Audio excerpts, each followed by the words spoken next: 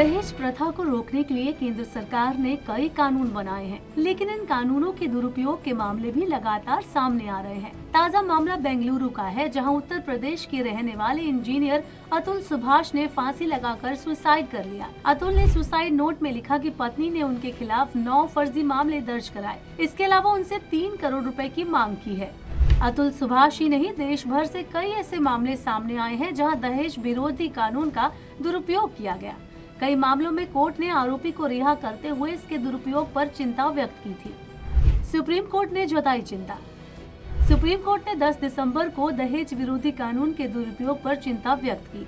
Justice BV Nagarathna और justice N Koteshwar Singh की पीठ ने कहा कि ऐसे में बिना किसी विशेष आरोप के किसी भी शिकायत को जड़ से खत्म कर देना चाहिए। कानून का दुरुपयोग पत्नी या उसके परिवार द्वारा दबाव बनाने के लिए नहीं होने देना चाहिए।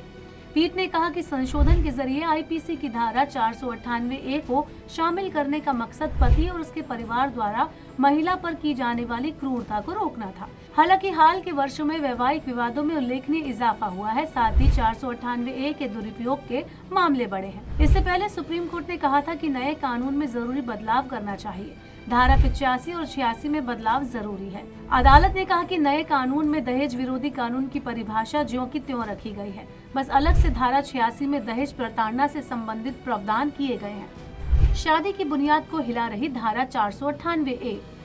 सुप्रीम कोर्ट ने 8 फरवरी 2022 को एक फैसले में कहा था कि दहेज प्रताड़ना कानून 498A में पति के रिश्तेदारों के खिलाफ स्पष्ट आरोप के बिना केस चलाना कानूनी प्रक्रिया का दुरुपयोग है। दिल्ली हाई कोर्ट ने 2003 में कहा था कि धारा 498A शादी की बुनियाद को हिला रही है। उच्चतम न्यायालय ने 22 अप्रैल 2023 को एक मामले की सुनवाई करते हुए कहा कि अगर मौत का कारण नहीं पता तो शादी के 7 साल के अंदर ससुराल में होने वाली सभी अस्वाभाविक मौत को दहेज हत्या नहीं माना जा सकता। जस्टिस अभय S ओका और जस्टिस राजेश बिंदल की पीठ ने हाईकोर्ट के फैसले को पलटते हुए आरोपी को बरी कर दिया। हाईकोर्ट ने आरोपी को धारा 304B यानी दहेज हत्या और धारा 498A यानी क्रूरता के मामले में दोषी ठहराते हुए 7 साल की सजा सुनाई थी। साल 2019 में केस की सुनवाई करते हुए बॉम्बे हाईकोर्ट ने भी कहा कि शादी के 7 साल के अंदर विवाहिता के द्वारा आत्महत्या करने को दहेज हत्या का सबूत नहीं माना जा सकता। दहेज के झूठे मामले क्या होते हैं? कई बार महिलाओं के द्वारा पति या ससुराल वालों पर दहेज मांगने, प्रताड़ित करने और उत्पीड़न करने का झूठा आरोप लगाया जाता है। इन मामलों में महिला या उसका परिवार जानबूझकर लड़के और उसके परिवार पर गलत आरोप लगाते हैं ताकि उन पर कानूनी और मानसिक दबाव बनाया जा सके। BNSS की धारा 528 के तहत दहेज का झूठा आरोप लगाने पर भारतीय नागरिक सुरक्षा संहिता की धारा 528 के तहत हाईकोर्ट में याचिका दाखिल करके झूठे मामले को रद्द करवाया जा सकता है। इसके अलावा भारतीय न्याय संहिता की धारा 356 के तहत पति महिला के खिलाफ मानहानि का केस भी दर्ज कर सकते हैं।